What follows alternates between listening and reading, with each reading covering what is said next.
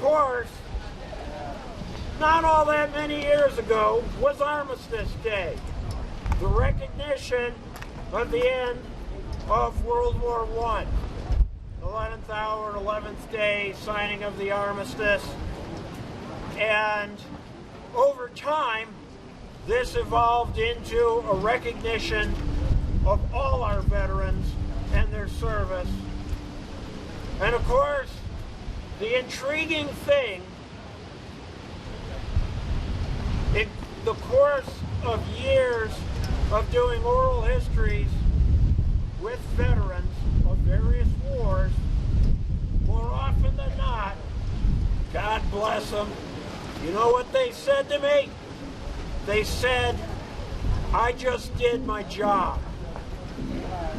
This is things like a guy who'd been one of the Red Tails, a fighter pilot in Italy, never lost a bomber that they were responsible for. I was just doing my job. Guy who was on a yeoman on the bridge of the Kalen Bay at Battle off Samar. I was just doing my job. The follow-up on that, of course, is now we do ours. Our job is to make sure no one ever forgets. I'm not going to be too critical of our society, but it seems to have a pretty damn short memory. We have a job, and that's to make sure that people remember the men and women who over the course of multiple centuries did their job. Now why? Why is this important? Well, because it's the right thing, it's the good thing, and it's necessary. And ultimately, if we take anything away from these stories that we're asking people to remember, we want them to take inspiration to do their jobs. Even if your job isn't glamorous, if it isn't exciting, if it isn't something that is wonderfully memorable, that doesn't matter. We all need to do our jobs. We need to make things work. That's good, that's right, and it's necessary.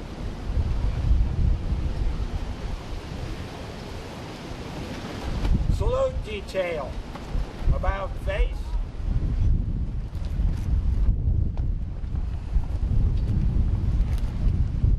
Two steps forward. Left face.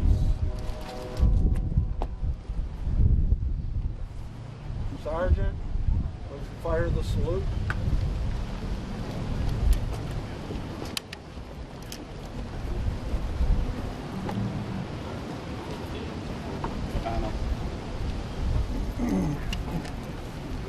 Armaché. Boom! Recouvre. Portez la fusil. Fall back in. Ladies and gentlemen, we really appreciate you joining us here today. I hope that you enjoy yourselves. We also encourage you to come all the way down to Main Street. Yes, I know that is an epically long distance, but I have faith in your ability to manage it. Go down to Main, turn right, and these gentlemen will be telling stories, will be showing equipment from different periods of our nation's history and talking about the jobs that our ancestors did to make sure that we could have the freedom and the rights that we enjoy today. In fact, right now, I'd like you to please kindly give a round of applause for these gentlemen who came to help today.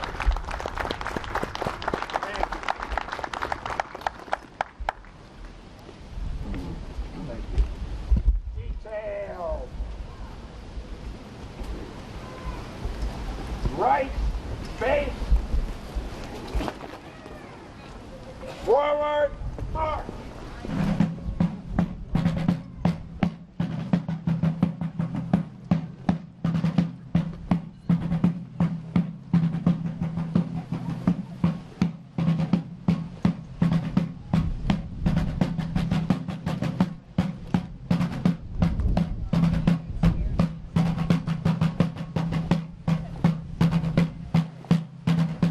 Hi, I'm Doug Nicholson, and today I have displayed Revolutionary War equipment as a member of a town militia would have, and that's what I have on my table.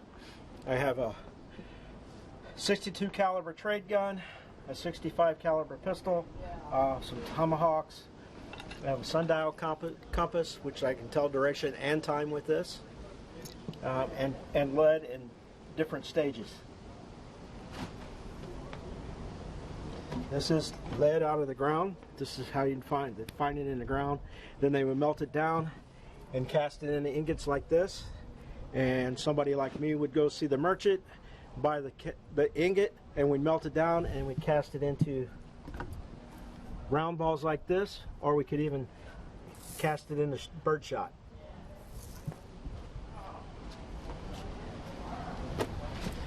Thank you. So I'm Ron Rayfield. I'm Mike Gerentano. And we're here just representing the military timeline today here in St. Genevieve, and we were in charge of the cadence this morning in case you've seen the miniature parade.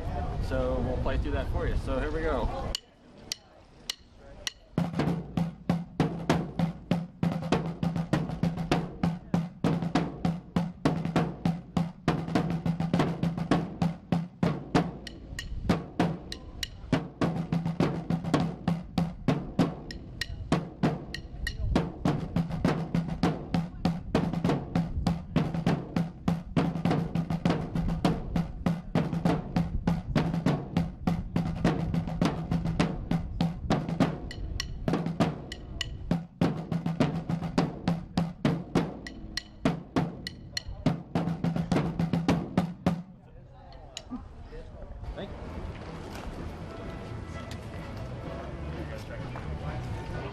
Brought in my 1943 Ford GPA.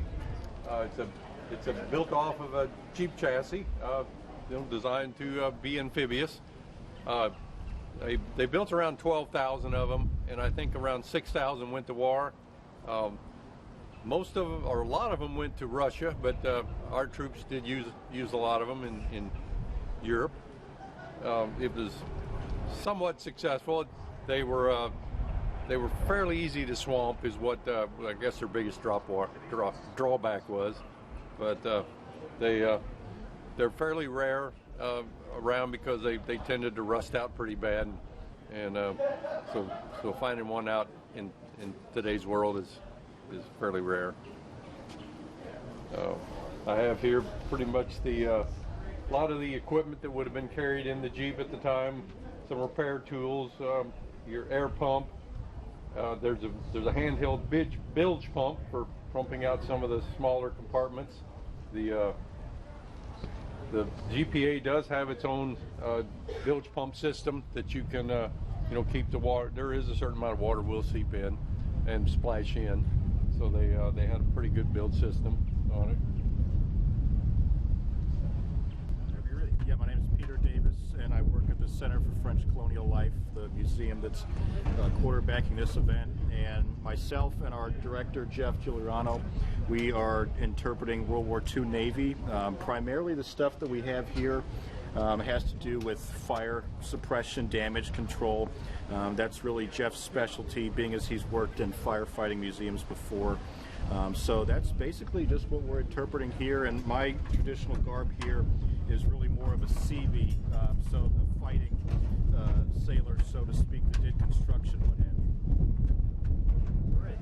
you. So Camp Hope was founded in 2007 by William and Gallia White in honor of their son Christopher White, a Marine who was killed in action in Iraq in 2006. Our mission is helping the wounded, honoring the fallen by helping the wounded. We provide outdoor recreational activities for veterans who are wounded in the global war on terror. Activities such as hunting and fishing, side-by-side, hiking, you name it. All of our contributions go 100% to our guests. So every dime that is contributed goes directly to our guests. None of us as volunteers or board members are paid. August 15th of 1861, when Union troops took all the money out of the bank here and took it on to St. Louis because they were afraid that the Southern sympathizers would take that money out of the bank, go south with it, and support the Southern troops. But yeah, we've identified out of the 900 troops, about 800 of them are Union troops from St. Genevieve County, and we've come up with about 120 Confederate soldiers from St. Genevieve County.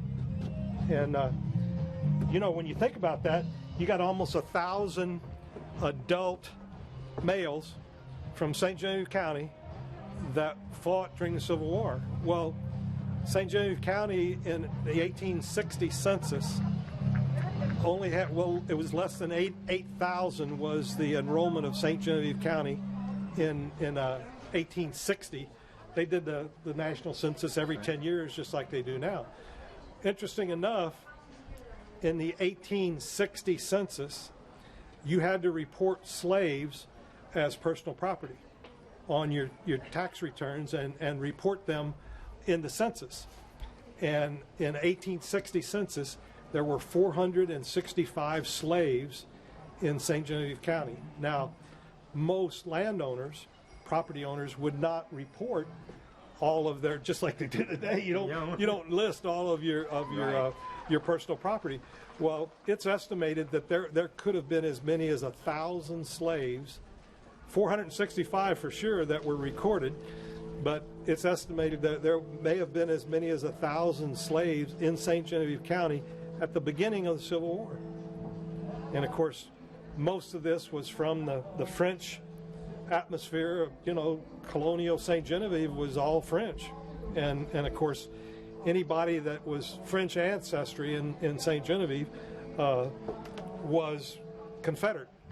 And that was the reason for the bank raid. But there's a lot of other little events in St. Gen during the Civil War. The taking over of the courthouse, where Union troops actually bivouacked or used the courthouse, the main courtroom, as their barracks. A company of infantry from Illinois actually was in the courthouse for over a year as their barracks. Another interesting thing about during the Civil War is because of so much Southern sympathizers during the Civil War, the local newspaper wasn't the Herald or the Fair Play. It was named something else. And Plain Dealer, I think, was the name of it. Something like that, yeah. They did not. Well, martial law was declared right at the beginning of the Civil War, which meant that the police, the sheriff, the judges, all of the civil services was taken over by the military, and military law was martial law was declared in St. Genevieve County. They would not allow the local newspaper to be printed all during the Civil War because of Southern sympathies and what the sedition that could have been put into the local newspaper. So if you wanted St. Genevieve County news during the Civil War, you got the Perryville paper. That's where the printing presses and stuff from ended up in Perryville. Yeah, and it was because of the Southern sympathizers, and that was the reason for the bank raid. And there was several other instances like that of where the provost marshal, which was actually the one that declared and was actually the managing officer of when you had martial law. And of course he was the police. He would arrest you. You would be tried in military court for whatever the crime was, and he was actually the one that would issue the sentence. And in a lot of cases, the sentence was hanging. And he put a lot of people in military prisons from St. Genevieve County during the Civil War. His name was Gustav St. James. And interesting enough, his brother was Lieutenant Colonel Felix St. James, who is our namesake of our group in St. Gen. And the reason why he was the namesake of our group is he was the highest ranking officer from St. Genevieve County that was killed in action during the Civil War. And the American Legion, the American Legion post here in St. Gen is also the Felix St. James post in St. Gen. So that's where, and his brother was the provost marshal, the guy that was really the most hated guy in St. Genevieve during the Civil War, because of him being the provost marshal. So, like I said, there was a lot of stuff going on. You know, a lot of. If you think the battle right now between Republicans and Democrats, something back then, it was really personal. I mean, you get hung or sent to prison for some of the things that went on back there between the Confederates and the Union sympathizers. Yeah. All right. So, can I get your names again? My name's Tom Grimminger, and I'm Michael Shaw. And we're part of the Sons of Union Veterans, which is a national organization. And we've got about 25 guys here in our camp in St. Genevieve, which is the Felix St. James Camp 326. And like I said, it's a national organization. The main requirement of belonging to Sons of Union Veterans is that you had to have a blood relation that was a soldier in the Union Army during the Civil War. And my great-grandpa's here on the list, and so is Mike's, and that's part of it. And either side, either on your mom's side or your dad's side. And I had a great-grandpa on both. My mom's side, she was a Dunsey, and of course my dad's side was a Grimminger. But we do a lot of genealogy stuff, a lot of grave registration.